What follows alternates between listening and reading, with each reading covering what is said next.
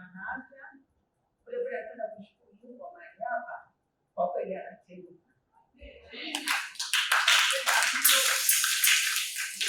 Mimi kama nimefika mahali hapa ni kwa nguvu za madhabahu hii.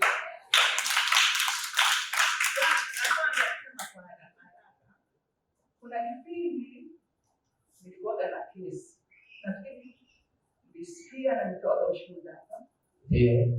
Mama aliyekuwa kavaa nilikuwa na kesi Morogoro ya kusingiziwa, kwanza nimetishia kuua kwa mtandao pamoja na watoto. Nafikiri wewe ulisikia. Mama alipenda nguo. Mama Kuhani alikupa nguo yake. Alinipa blouse ya kwake. Nikavaa. Kaenda pale polisi kule Morogoro, nilienda polisi pale, kwa kweli nilipata heshima kubwa sana.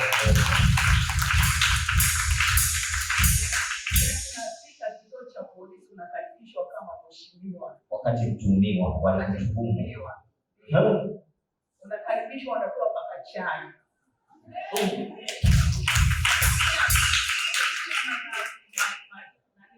Kanisa hili.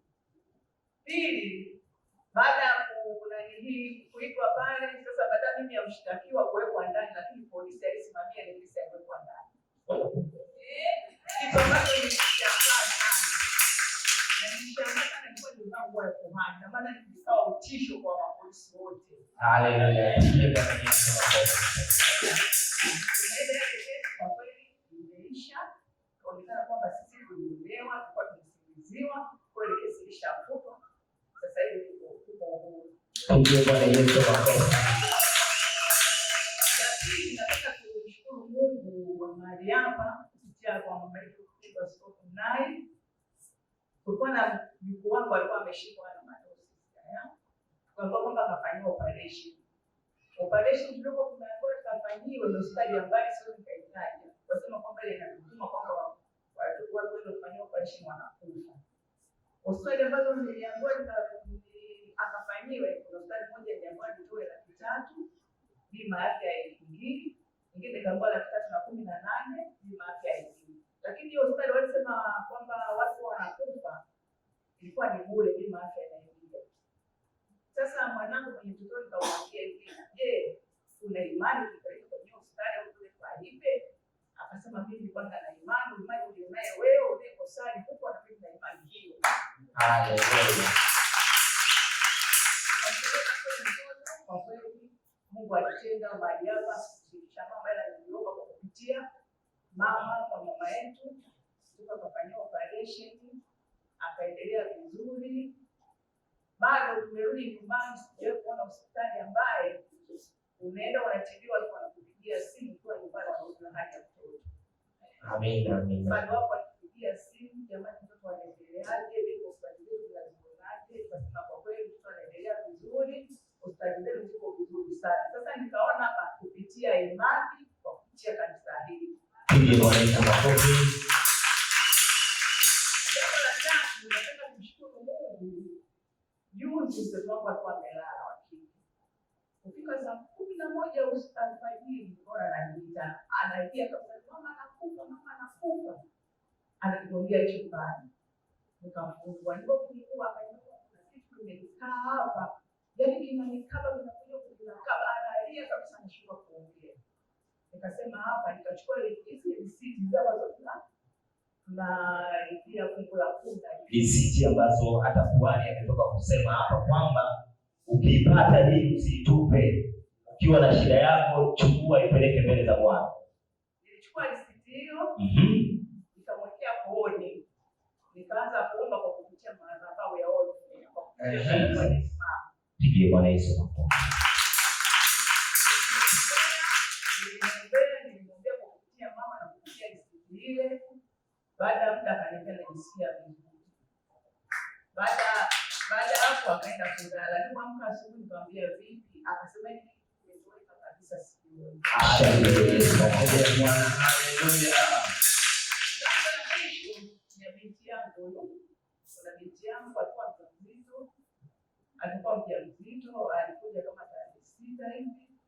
Kwa hiyo kwa kipimo anamwambia kwamba mtoto amekaa vibaya. Sasa kama kuja huku Wakaenda hospitali moja, wakaambiwa kwamba mtoto amekaa vibaya, inabidi afanywe operation ya mtoto. Na kufanyia operation gharama yake ni $500,000 bima hii. Wakaenda hospitali nyingine, wakapiga ultrasound, akaonekana kweli mtoto amekufa tumboni na uwezo wa kutoka hana. Ikabidi waseme watamfanyia operation kwa gharama ya $1,000,000. Kuna hospitali nyingine ambayo kulikuwa na specialist wake, akamwambia njooni huku, mimi na uwezo wa kumtoa ule mtoto bila kufanyia operation. Siwezi kumpa kidonda ambacho hakina faida. Kwa hiyo kupitia madhabahu hii kushirikisha mama, kwanza nilikuwa na safari, nilifiwa na shemeji yangu. Nilikuwa na safari ya kwenda Zanzibar. Ile nimemshirikisha mama akaniambia sasa ile naanza kuondoka, wakanipigia simu kwamba mama uko wapi? Siku huko tumenaniwa msema mtoto amekufa tumboni.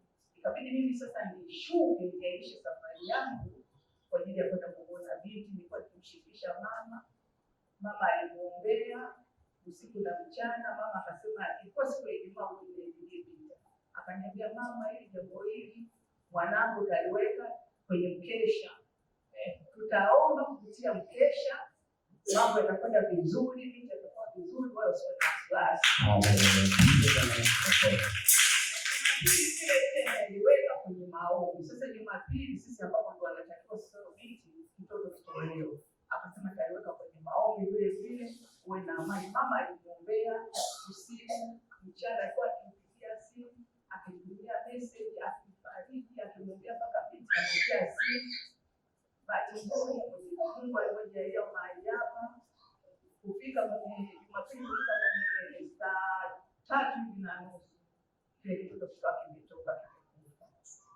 Bwana Yesu makofi. Kwa maombi yake alimwombea sana mwanangu, na alijitahidi sana hata bila kupata shilingi ya kumpa mama, kwamba mama hela moja hivi hakuna, alitumia gharama zake mwenyewe. Kwa kweli napenda kumshukuru sana mama, yaani mahali hapa kwa kweli pana Mungu kwa hakika.